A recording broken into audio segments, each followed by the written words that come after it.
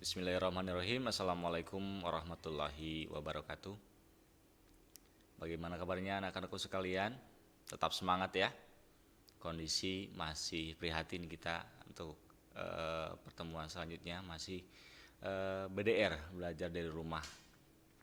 Baik, untuk kelas 11 khususnya untuk pembelajaran produktif nanti ada pembelajaran kolaboratif antara mata pelajaran satu dengan mata pelajaran yang lainnya, yang nanti ada proyek yang harus kalian kerjakan. Untuk lebih lanjutnya saya jelaskan dalam sebuah presentasi. Nah, kita beri nama di sini adalah project based learning. Di dalam project based learning ini kalian diberikan sebuah project yang dimana proyek tersebut dengan berbatasan waktu tertentu harus diselesaikan. Khusus untuk kelas 11 karena di kelas 11 ada agenda pembelajaran lain ya. Pembelajaran lain maksudnya adalah nanti di bulan Februari Maret kalian akan melaksanakan kegiatan PKL, ada yang di Februari dan Maret. Oleh karena itu untuk pembuatan proyek ini kita harus kejar target. Tetap semangat ya. Baik, agenda pembelajarannya pertama yaitu kita mencoba untuk menganalisis kebutuhan aplikasi. Jadi siswa harus bisa menganalisis faktor-faktor pendukung dari aplikasi. Di antaranya adalah merancang algoritmanya, alur diagramnya, dan faktor-faktor yang lain yang dibutuhkan dalam penganalisisan aplikasi yang akan kita buat. Yang kedua, yaitu siswa mampu untuk merancang dan membuat database yang dibutuhkan oleh aplikasi. Kita harus menganalisis kebutuhan database-nya, tabel apa saja yang dibutuhkan apabila membutuhkan sebuah database yang kompleks. Kemudian langkah yang ketiga adalah pengkodean.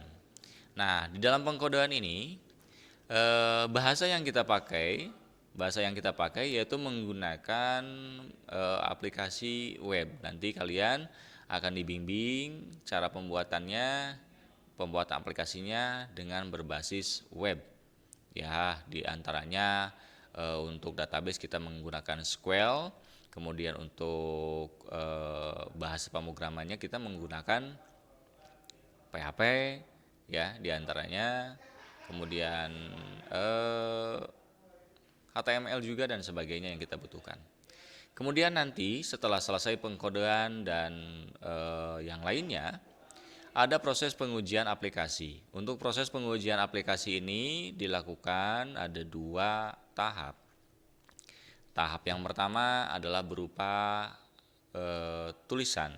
Silahkan kalian menuliskan laporan dalam bentuk proses pembuatan aplikasi dari awal sampai dengan pengujian. Dan selanjutnya ada pengujian secara lisan. Nanti kalian diuji secara langsung, secara daring mungkin ya, kalau misalkan kita ke depan masih dalam kondisi COVID ya, masih COVID. Jadi nanti proses untuk pengujian lisannya kita lakukan secara daring. Tetapi kalau misalkan sudah berjalan dengan normal, sudah bisa tatap muka, kita bisa melakukan tesnya langsung face to face dengan ya jelas menggunakan standar protokol kesehatan COVID-19. Baik, selanjutnya aplikasi yang kita akan buat yaitu aplikasi menghitung luas dan keliling bangun datar berbasis web. Nah, bangun datar di sini pasti berhubungan dengan matematika. Ya, jelas matematika dasar di antaranya. Bangun datar sangat banyak. Bangun datar yang kita pelajari di tingkat-tingkat sebelumnya juga. Di antaranya ada persegi panjang, ada segitiga, ada banyak yang lain bangun datar yang kita bisa gunakan di aplikasi ini. Baik, untuk waktu pelaksanaan.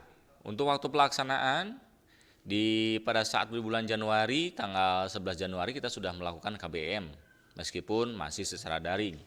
Nah, di bulan Januari ini kita mencoba untuk menganalisis kebutuhan aplikasi. Tadi Bapak sudah jelaskan, kebutuhan aplikasi apa saja?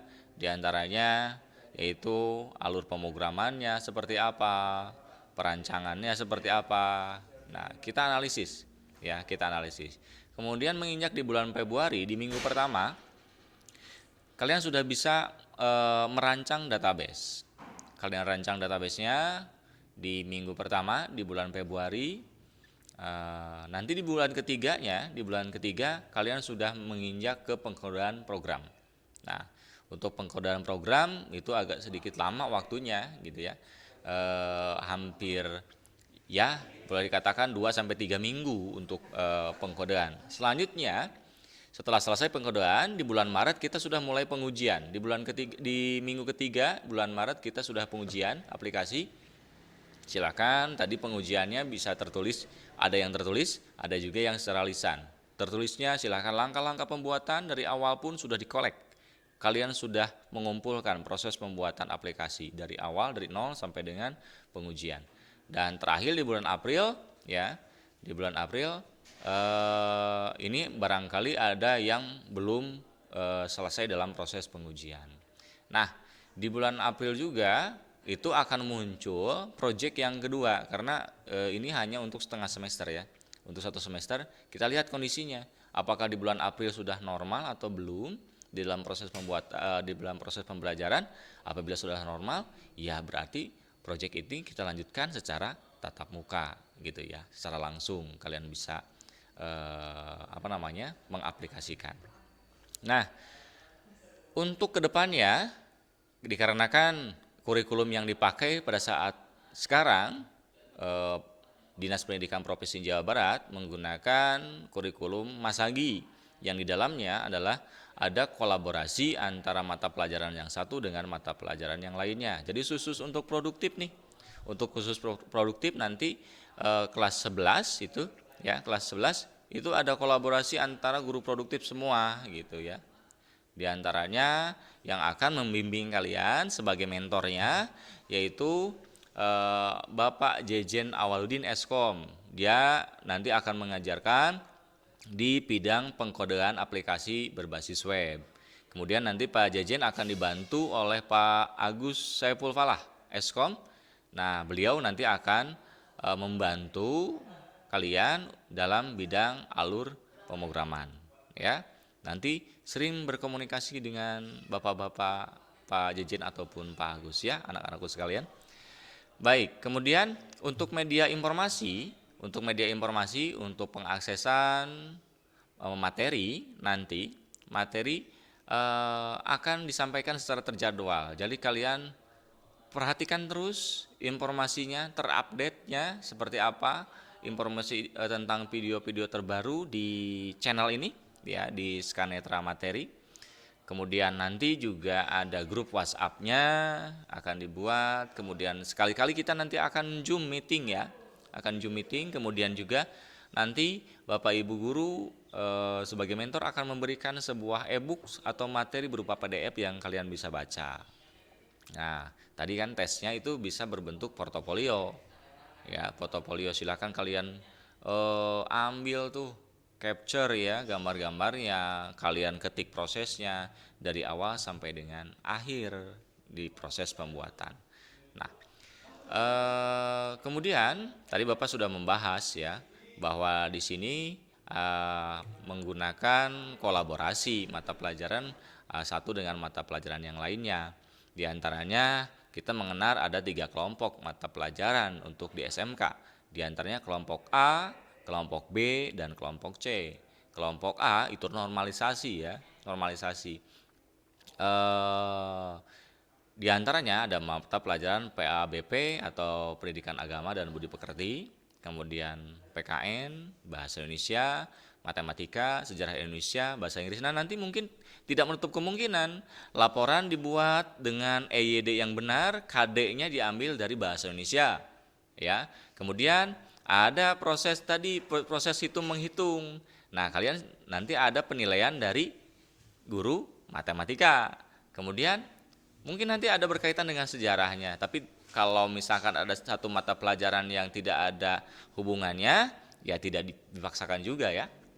Atau tidak menutup kemungkinan pada saat kalian presentasi nanti dengan menggunakan bahasa Inggris ya, menggunakan bahasa Inggris. Kemudian selanjutnya yang sangat erat berkaitan ya kelompok C ya, atau C1, C2, C3, yaitu mata pelajaran kejuruan dari simulasi digitalnya, dari fisika, kimia, ataupun mata pelajaran khusus berkaitan dengan produktif RPL. Nah, oleh karena itu Bapak sarankan peran aktif kalian dalam proses pengerjaan proyek ini. Selalu berkomunikasi dengan teman, cari informasi. Ya, bidang kita memang bidang IT, sangat diperlukan pada saat ini ya. Kondisinya mudah-mudahan kita diberi kelancaran dalam proses pembelajarannya. Tetap semangat anak-anakku, jangan patah semangat ya. Kondisi seperti ini ya, memang kalian merasa ada kendala dalam proses pembelajaran daring, sama guru pun memiliki kendala yang sama. Enaknya seperti apa? Ya normal-normal sajalah kita pembelajaran secara tatap muka. Mudah-mudahan kita doakan bersama tidak terlalu lama untuk menunggu tatap muka. Oke, terima kasih atas perhatiannya. Kita ketemu nanti dengan materi-materi selanjutnya untuk produktif. Nanti kalian akan bertemu dengan Pak Jejen dan Pak Agus Saiful Palah untuk proses pelajaran selanjutnya. Nanti proses yang lain pun kita pantau bersama. Ya, tetap konsultasi. Oke, terima kasih. Assalamualaikum warahmatullahi wabarakatuh.